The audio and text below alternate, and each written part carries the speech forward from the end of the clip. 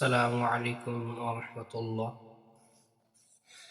হযরত আবু সাঈদ খুদরী রাদিয়াল্লাহু তাআলা আনহু নবী করিম সাল্লাল্লাহু আলাইহি ওয়াসাল্লাম থেকে বর্ণনা করেন, তোমরা রাস্তার উপর বসা থেকে নিজেদেরকে বিরত রাখো। সাহাবীগণ বললেন, আমাদের তো রাস্তার উপরে বসা ছাড়া কোনো উপায় নেই, সেখানে বসে আমরা আলাপ আলোচনা করব।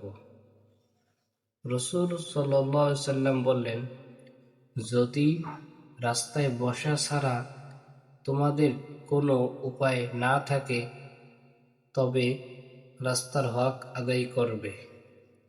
তারা আরজ করলেন, হে আল্লাহ তাআলার রাসূল, রাস্তার হক কি? উত্তরে তিনি বললেন, রাস্তার হক হলো ১. চক্ষু অবনমিত করা, ২. কাউকে কষ্ট দেয়া থেকে বিরত থাকা, ৩. সালামের উত্তর দেয়া, ৪.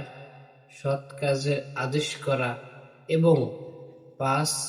মন্দ কাজ হতে নিষেধ করা। বুখারী ও মুসলিম শরীফ।